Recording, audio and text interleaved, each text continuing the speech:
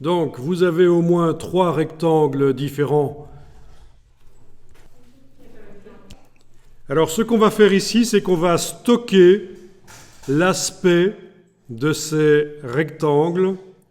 On va le stocker pour pouvoir l'appliquer facilement sur d'autres rectangles, voire même formes complètement différentes.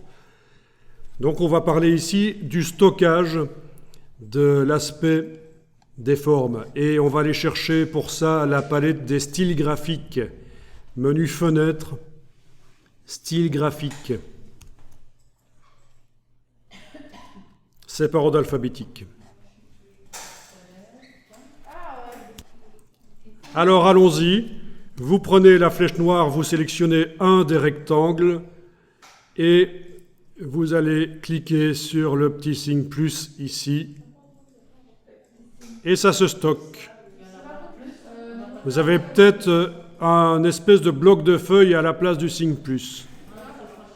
Donc ici, celui-là, je le sélectionne, signe plus, celui-là. N'oubliez pas que si vous avez double-cliqué au lieu de cliquer avec la flèche noire, vous êtes passé en mode isolation. Et donc, il faut sortir du mode isolation par la petite flèche ici, le fil d'Ariane, clic, clic, voilà. On peut à nouveau travailler sur tous les objets. Donc là, j'ai sélectionné 3 objets l'un à la suite de l'autre, et chaque fois qu'un était sélectionné, j'ai cliqué sur l'icône du bloc de feuilles. Alors en effet, celui qui a un fond transparent, pour arriver à le sélectionner avec la flèche noire, il faut le prendre par son contour, il faut cliquer sur son contour, parce qu'il n'a pas de fond en fait, on n'arrive pas à sélectionner. Mais il y est déjà. Donc voilà.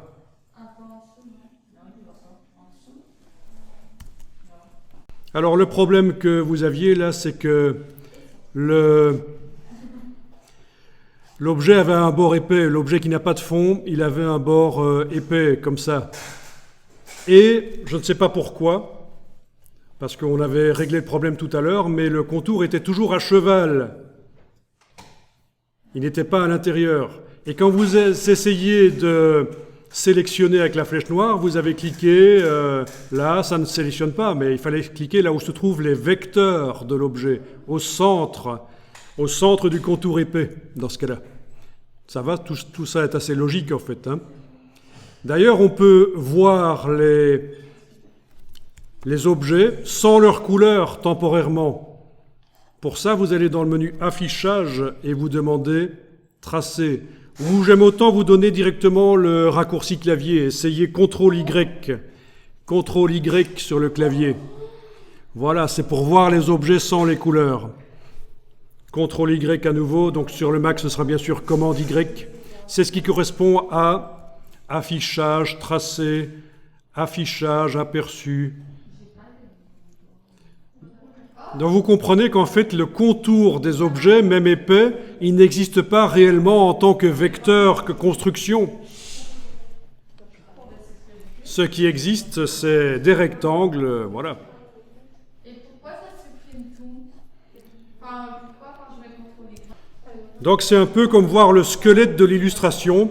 On ne voit pas les couleurs, on ne voit que les constructions vectorielles, puisque Illustrator est un logiciel vectoriel, ce sont des vecteurs, ce n'est pas des pixels comme dans Photoshop, c'est des vecteurs, ce sont des formes géométriques.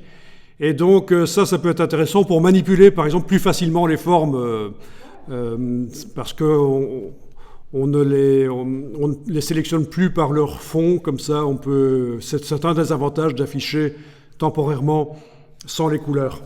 Donc, CTRL-Y sur le PC, commande Y sur le Mac, le passage de